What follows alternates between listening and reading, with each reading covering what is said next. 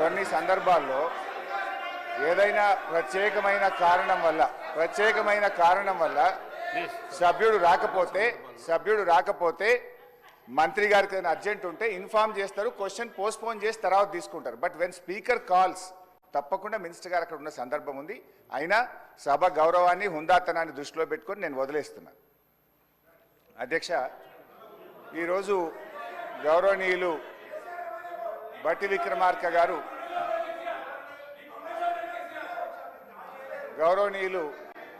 ఉప ముఖ్యమంత్రి బట్టి విక్రమార్క గారు నేను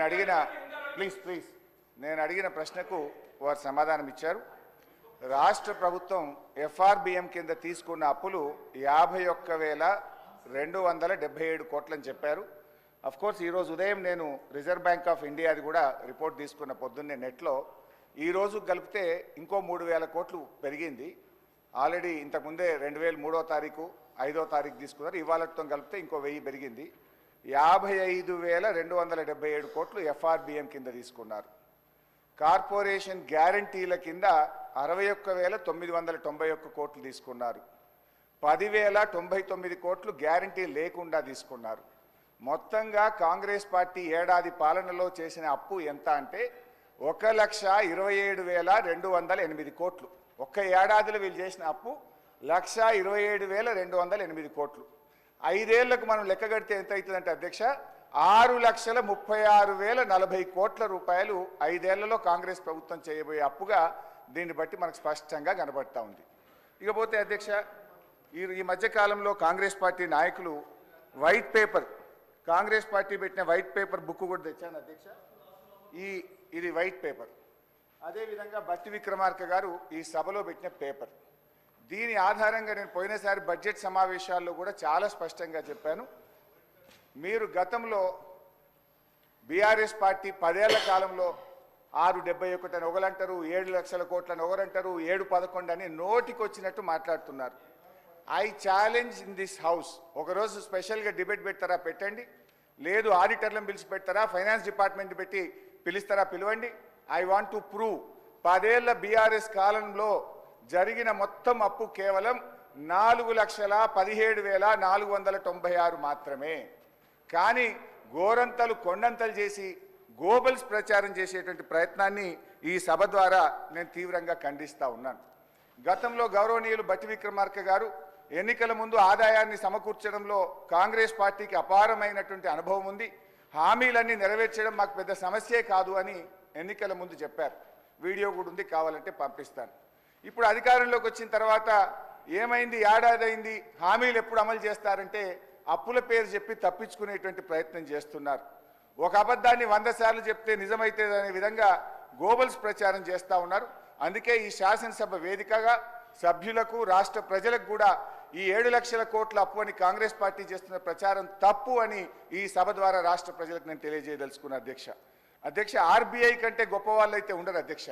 ఇన్ఫ్యాక్ట్ అధ్యక్ష, ఈ 4,17,496 కోట్లలో కూడా 10 ఏళ్ల బీఆర్ఎస్ పాలనలో 4-5 ప్రత్యేకమైన విషయాలు ఉన్నాయి. 2 వరుస కరోనా సంవత్సరాలు రావడం వల్ల కేంద్ర ప్రభుత్వం అప్పుడు మొత్తం దేశం యొక్క ఎకానమీ అతలాకుతలమైంది. మీరు రాష్ట్రాలు 1.75% అదనంగా అప్పులు తీసుకోండి, క్యాపిటల్ ఎక్స్పెండిచర్ చేయండి అని కేంద్ర ప్రభుత్వం చెప్పడం వల్ల మనము తీసుకున్నటువంటి అప్పులు కూడా ఉన్నాయి. ఇది కాకుండా ఉదయ్ స్కీమ్ ద్వారా, సార్ లెట్ మీ కంప్లీట్, ఆ తర్వాత అని చెప్పమనండి. Let me complete. Speaker sir, Harish Rao garu సభలో చాలా సంవత్సరాల నుంచి ఉన్నా అని చెప్తా ఉన్నారు. వారికి అన్ని రూల్స్ తెలుసు, నిబంధనలు అన్నీ తెలుసు. క్వశ్చన్ అవర్లో క్వశ్చన్ అడుగుతారు, సమాధానం చెప్తాం. క్వశ్చన్ ఉంటుంది కానీ వారు షార్ట్ డిస్కషన్ లాగా ఉపన్యాసం చెప్పుకుంటూ పోతా ఉన్నారు. మరి వారికి అనుభవం లేకనా, కావాలని సభను తప్పుదోవ పట్టించడం కోసం చేసే ప్రయత్నమా? మీరు అడిగారు, ఈ అప్పుల పైన మీరు తప్పుదోవ పట్టిస్తూ ఉన్నారు, గోబల్స్ ప్రచారం చేస్తున్నారు, ఏదంటే సభలో చర్చ పెట్టండి. ఎస్, మేము రాగానే సభలో చర్చ ఉండాలనే వైట్ పేపర్ పెట్టా మీరు చేసిన తప్పులు అన్నింటినీ. మళ్ళీ కావాలని అడుగుతుంటే మాకేం అభ్యంతరం లేదండి. మేము అసలు పూర్తిగా ఈ సభకి రాష్ట్ర ప్రజలకి వాస్తవాలన్నీ తెలియాలనేటువంటి ఆలోచనలో స్పష్టంగా ట్రాన్స్పరెంట్గా ఉన్న గవర్నమెంట్ ఇది. ఏది దాచుకోవాలని ప్రయత్నం చేయాలి మీలాగా. సో మీరు వాళ్ళ చర్చ పెడదామన్నా ఫైన్, షార్ట్ డిస్కషన్కి వీఆర్ రెడీ. మీరు ఏదో ఏ ఫామ్లో ఇస్తారో ఇవ్వండి, గౌరవ సభాపతి గారికి ఇవ్వండి, వారి అనుమతితో వారు ఇస్తే టైం ఇస్తే we are ready to debate sir. అంతేగాని ప్రశ్నలంతా వదిలిపెట్టి మొత్తం పాత కథలన్నీ చెప్పుకుంటూ వారి చరిత్ర అంతా చెప్పుకోవడానికి ప్రయత్నం చేస్తే అది వినటానికి మేము ఈ ప్రశ్న క్వశ్చన్ అవర్ ఇట్లా వేస్ట్ చేయొద్దు అధ్యక్ష. ఎవరు భుజాలు తడుముకుంటున్నారో స్పష్టంగా అర్థమైంది, ప్రజలైతే చూస్తున్నారు. అయితే అయితే అయితే గౌరవ డిప్యూటీ స్పీకర్ గారి యొక్క సవాల్ను నేను స్వీకరిస్తా ఉన్నా. ఆల్రెడీ బీఆర్ఎస్ పార్టీ తరఫున మేము ప్రివిలేజ్ మోషన్ ఇచ్చాం. Privilege motion on honourable deputy CM we have given sir. That privilege motion is pending. Sir సభ మళ్ళీ సభను కూడా మళ్ళీ తప్పుదో పట్టిస్తున్నారు అధ్యక్ష. మళ్ళీ తప్పుదో పట్టించిన అంటే లేస్తే సత్యదూరమైన మాటలు మాట్లాడటం తప్ప వాస్తవాలు మాట్లాడితే తల పగిలిపోతారు అని ఏమైనా శాపం ఉందని నా అనుమానం అధ్యక్ష. వీళ్ళకి అస్సలు వాస్తవాలు మాట్లాడరు అధ్యక్ష, అన్ని సత్యదూరాన్ని. ఏంది ప్రివిలేజ్ మోషన్? మీరు ఆ ప్రివిలేజ్ మోషన్ ఇచ్చేది అధ్యక్ష. వీళ్ళు ప్రివిలేజ్ మోషన్ ఇస్తారా సభా నిబంధనల గురించి, సభా నియమాల గురించి? దేనికి ప్రివిలేజ్ మోషన్ అధ్యక్ష? దేనికి? నేను నిన్న చూపించాను నేను అధ్యక్ష. రూల్స్ బుక్ వాళ్ళ హయాంలో తయారు చేసింది. పాత రూల్స్ బుక్ అన్నిటిని కూడా మార్చేసి వాళ్ళకు అనుకూలంగా ఉండేటట్టుగా రూల్స్ బుక్ అంతా తయారు చేసుకొని సభలు పెట్టి ఆ రూల్స్ బుక్లో ఏం చూపించారు అధ్యక్ష? స్పష్టంగా ప్లకార్డ్స్ తీసుకొని రావద్దు, స్లోగన్స్ ఇవ్వద్దు, పొరపాట్లు అటు చేస్తే వాళ్ళ మీద చర్యలు తీసుకోవాలని చెప్పి అన్ని చాలా స్పష్టంగా రూల్స్ బుక్లో పెట్టి నిన్న మీరు చేసింది అధ్యక్ష. ఏం చేశారు మీరు? సభలో మీరు కానీ మీ నాయకుడు ఆనాడు ముఖ్యమంత్రిగా ఉన్నటువంటి కె చంద్రశేఖరరావు గారు సభలో చెప్పినటువంటి ఏ ఒక్క అంశాన్ని అమలు చేశారు అధ్యక్ష? సభ నిబంధనలు పూర్తిగా ఉల్లంఘించారు వాళ్ళు. హౌస్ ప్రివిలేజ్ మొత్తం పక్కదో పట్టించింది వాళ్ళు. ఒకటి కాదు, రెండు కాదు, 3 ఎకరాల భూమి బరాబర్ ఇస్తామని చెప్పారు దళితులు, గిరిజనులు. ఇచ్చారా? ఈ సభలోనే కదా చెప్పింది వాళ్ళు. ఈ సభలోనే కదా అధ్యక్ష చెప్పింది. డబుల్ బెడ్రూమ్ ఇల్లు ఇస్తా అని చెప్పారు. ఇచ్చారా అధ్యక్ష? ఉద్యోగాలన్నీ పూర్తి చేస్తా బరాబర్ అన్నారు. చేశారా? 2 భిన్నమైనటువంటి డైలాగ్స్ నేను వినిపించగలను అధ్యక్ష. బరాబర్ ఉద్యోగాలు ఇస్తాం అన్నది ఒకటి, ప్రభుత్వాలు ఏడున్నాయి ఉద్యోగాలు ఏడ తీసుకొచ్చి ఇస్తామని అడిగింది ఇక్కడ నుంచే. సభ నిబంధనలు నియమాల గురించి ప్రివిలేజెస్ గురించి వారు మాట్లాడితే ఎట్లా అధ్యక్ష? వారు ఏమన్నారు? నేను ప్రివిలేజ్ ఇచ్చారట. ఎందుకు? సభ జరిగేటప్పుడట సభలో ఏంటి ప్రభుత్వానికి సంబంధించిన అంశాలన్నీ బయట మాట్లాడకూడదు కదా.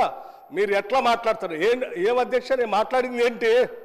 మీరు తప్పుడు సమాచారం ఈ రాష్ట్రానికి అప్పుల పైన ఇస్తా ఉంటే ఆ అప్పులకు సంబంధించి ప్రజలకు తెలియాలని చెప్పి 7,11,000 పైన ఉన్నటువంటి అప్పుల లెక్కలు బరాబరుగా చెప్తూ ఆ అప్పులు తీసే క్రమంలో మీరు చేసిన 66,000 కోట్ల అప్పుల్ని మేము తీర్చామని చెప్తూ అట్లాగే రైతులకు ఇంకో 21,000 కోట్ల రూపాయలు రుణమాఫీ కింద ఆపు ఇచ్చామని అన్నప్పుడు ఒక జర్నలిస్ట్ అడిగాడు, అయ్యా రైతులకు భూమి ఉన్నటువంటి వాళ్ళు అందరికి ఇస్తున్నారు, బాగానే ఉంది, మరి అసలు మా భూమి లేని మా నిరుపేద ప్రజల కూలీలకు కూడా మీరు అప్పుడేదో ఇచ్చారు కదా అని ఇస్తా అన్నారు, ఆ 12,000 ఇస్తారంటే ఎస్ అవి కూడా ఇస్తామని అన్నాం.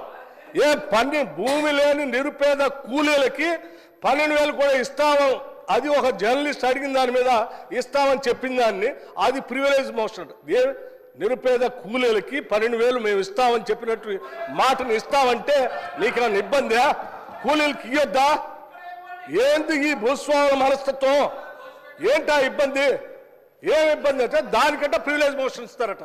రైతు కూలీలకి 12,000 ఇస్తారా అని ఒక జర్నలిస్టు అడిగితే ఇస్తామని అన్నాం, అది ప్రివిలేజ్ మోషన్. రైతు కూలీలకు ఇస్తా అంటే ప్రివిలేజ్ మోషన్. ఇది ఎక్కడ ప్రివిలేజ్ మోషన్ అధ్యక్ష? ఇది ఎక్కడ ఉల్లంఘన? ఏ ఉల్లంఘన? రైట్. ఇంకోటి చెప్పారు, 7,11,000 పైన రుణం ఉంది అని తప్పుడు చెప్తున్నారు. మొత్తం తప్పులు చెప్పిందే మీరు కదా. 10 సంవత్సరాల పాలనలో తప్పు చెప్తుంది. 10 సంవత్సరాల పాలనలో తప్పు చెప్పినందుకే 6 నెలలకోసారి మర్చిపోతుంది అధ్యక్ష. వీళ్ళకి 6 నెలలకోసారి ఎందుకు పోతుంది నాకు అర్థం కావట్లేదు. ఆ సాధారణ ఎన్నికలప్పుడేమో ప్రజలు మొత్తం 6 నెలల క్రితం డిసెంబర్లో మొత్తం వాళ్ళని పంపించారు 2023. అదైపోయిన 6 నెలలకి పార్లమెంట్ ఎన్నికలు వస్తే డిపాజిట్ గలం చేసేసారు ప్రజలు. 6 నెలల తర్వాత మళ్ళీ అసలు ఇది ఏందో వాళ్ళకి ఆలోచన పోయిందేమో, అసలు రాష్ట్ర ప్రజలు అన్ని తప్పుదోలు పట్టిస్తారు. ఇది ఎక్కడ అన్యాయం అధ్యక్ష? ఇవన్నీ ప్రజలు ఇంత తిరస్కరిస్తూ ఉంటే ప్రజల కోసం పనిచేసే మా పైనట ప్రివిలేజ్ మోసినట్ట ఎట్లా అధ్యక్ష? మీరు అడిగారు అప్పులు ఎన్ని ఉన్నాయని, చాలా స్పష్టంగా మేమేం దాచుకోలేదు అధ్యక్ష. అప్పులు తీసుకునే ప్రతిదీ ఆర్బీఐ ద్వారా, బ్యాంకు ద్వారా నిక్కచ్చిగా స్పష్టంగా ఉంటుంది అధ్యక్ష. ఆ స్పష్టంగా ఉన్న కాగితాన్ని వాళ్ళ మేము దాయలే. వాళ్ళు ప్రతి సందర్భంలో 7 లక్షల పైన అప్పు ఉందనేది ఏది మీరు కార్పొరేషన్ గ్యారంటీస్ వాటిని ఎప్పుడు కలిపి చెప్పలే. కానీ వాళ్ళు మేము చెప్పేమే, దాచుకోలేదు కదా మీలాగా. సభను తప్పుదో పట్టించ మీరు ఎప్పుడు చెప్పలేదు. 7 లక్షల పైబడి ఉన్న మాట దాచిపెట్టారు మీరు. మేము ఇవాళ దాయలేదు. నువ్వు ప్రశ్న అడిగితే స్పష్టంగా ప్రశ్న సమాధానం చెప్పాం. దీనిపైన చర్చ కావాలన్న ఫైన్ రెడీ మేము. Sir one minute Harish Rao గారు, మీరు అడిగిన ప్రశ్నకు కరెక్ట్గా మీరు అడిగితే ఈ డైవర్షన్స్ కావు. ఈ డైవర్షన్స్ అయితే 1 అవర్ లోపల నీకు 10 క్వశ్చన్స్ ఏడాగా కంప్లీట్ అవుతాయి. దయచేసి మీరు వేరే దానికి పోకుండా క్వశ్చన్కు సంబంధిత ప్రశ్నలే అడగండి మీరు దయచేసి ప్లీజ్. హరీష్ రావు గారు. స్పీకర్ సార్, మాకు మాత్రమే నీతులు చెప్తారు, అటువైపు ఎందుకు చెప్పారు సార్? అదే మీరు ఇప్పుడు వారు మొత్తం రాజకీయ ఉపన్యాసం చేయొచ్చు, రాజకీయం అంతా మాట్లాడొచ్చు. నేను I was confined to the subject sir. నేను డీవియేట్ కాలేదు. దయచేసి మీరు మా హక్కులను కాపాడాలి సార్. వికారాబాద్ ప్రజలు కూడా చూస్తున్నారు సార్, మా హక్కులు కాపాడాలి సార్. మీరు ఇక్కడ స్టార్ట్ అయితే అధ్యక్ష, స్పీకర్ సార్, మీరు ఒక విషయాన్ని క్లారిఫై చేయాలి. ఆ రకంగా శాసించడం కరెక్ట్ కాదు సార్. అధ్యక్ష, నాకు హరీష్ రావు గారి మీద చాలా హరీష్ రావు గారి మీద చాలా గౌరవం ఉంది అధ్యక్ష. వారు సీనియర్ సభ్యులు, గతంలో 10 ఏళ్ళు ఉన్నారు, అంతకుముందు కూడా ఉమ్మడి రాష్ట్రంలో ఉన్నారు, ఇప్పుడు కూడా ఉన్నారు అధ్యక్ష. వారు మాట్లాడితే పదే అసలు సభాపతి అన్నా సభా స్థానం అన్నా గౌరవం లేకుండా వాళ్ళు మాట్లాడుతుంటే ఎట్లా అధ్యక్ష? నిన్న అధ్యక్ష నేను చూశాను బీఎస్సీ సమావేశం జరిగేటప్పుడు అధ్యక్ష వీళ్ళు చేసింది ఏంది? బీఎస్సీ సమావేశం జరిగేటప్పుడు నిన్న కూడా నిరసన చెప్పిపోయారు అధ్యక్ష. నేను అందుకే చెప్తాను, బీఎస్సీ సమావేశం జరుగుతూ ఉంది. 10 ఏళ్ళు బీఎస్సీలో ఏం చేసావు అధ్యక్ష? మీకు సభకి రాష్ట్ర ప్రజలకు కూడా తెలియాలి ఏం చేసావు అధ్యక్ష. బిజినెస్ సభలో ఏం బిజినెస్ జరగాలనేది అధ్యక్ష సభలో ఏం బిజినెస్ జరగాలో, ఎన్ని రోజులు జరగాలనే పైన సభాపతి స్థానంలో ఉన్నటువంటి పోచారం శ్రీనివాసరెడ్డి గారు అక్కడ కూర్చునేవాళ్ళు, అవతల నుంచి మీరు వచ్చేవాళ్ళు, యువతల నుంచి సిఎల్పి నాయకుడిగా, ప్రతిపక్ష నాయకుడిగా నేను కూడా ఆ బీఎస్సీ మీటింగ్లో ఉన్నాను. ప్రతి సందర్భంలో ప్రభుత్వ పరంగా ముందుగా ప్రతిపక్షాలు అడిగి మీరేం చెప్పాలనుకుంటున్నారు, ఎన్ని రోజులు కావాలి మేము చెప్పేవాళ్ళం. చెప్పి ఈ అంశాలన్నీ తీసుకోవాలి, ఇన్ని రోజులు కావాలంటే సరే. అప్పుడు గౌరవ ముఖ్యమంత్రి గారు చంద్రశేఖరరావు గారు కానీ లేకపోతే వారి తరఫున హరీష్ రావు గారు కానీ వచ్చేవాళ్ళు. వచ్చి వాళ్ళు ఏం చెప్పేవాళ్ళు అధ్యక్ష? రైట్, చాలా సంతోషం, మీరు ప్రతిపక్ష పార్టీగా మీరు ఏ అంశాలు తీసుకోవాలనుకుంటున్నారో ఆ అంశాలన్నింటినీ గౌరవ సభాపతి గారికి ఇవ్వండి, ఎన్ని రోజులు నడపాలనుకుంటున్నారో అన్ని రోజులు కూడా రాసివ్వండి, మేము కూడా ఆ అంశాలన్నీ రాసిస్తాం. మిగతా ప్రతిపక్షాలకు సంబంధించిన వాళ్ళు అందరూ వారికి ఇచ్చిన తర్వాత వారు పరిశీలన చేసి ఏ అంశాలు తీసుకోవాలి, ఎన్ని రోజులు నడపాలని నిర్ణయం చేస్తారో సభాపతి గారికి ఒప్పచెప్దామని లేచి వచ్చేవాళ్ళం. లేదు నేను ఎక్కడ చెప్పాలంటే లేదు, అట్లా కరెక్ట్ కాదు, సభాపతి గారు రాసిచ్చాం, వారే నిర్ణయం చేస్తారు, మనం అంతా సభ వారు చెప్పినట్టు నడవాలని ఫైన్ అని చెప్పి 10 ఏళ్ళు అదే నడిపాం అధ్యక్ష. కానీ నిన్న మాత్రం ప్రసాద్ కుమార్ గారు సభాపతి స్థానంలో ఉంది, మేము కూడా అదే ప్రొసీజర్ని ఫాలో అవుదాం, మీరు రాసి ఇవ్వండి మేము రాసిస్తామని అంటే లేదు ఇప్పుడు ప్రసాద్ కుమార్ గారు సభాపతి గారు నిర్ణయం చేయడానికి లేదు, మీరు ఇప్పుడే చెప్పాలను.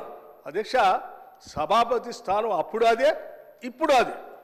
అప్పుడు పోచారం శ్రీనివాసరెడ్డి గారు ఉన్నారు, ఇప్పుడు ప్రసాద్ కుమార్ గారు ఉన్నారు. సభాపతి స్థానం ఏం మారలేదు అధ్యక్ష.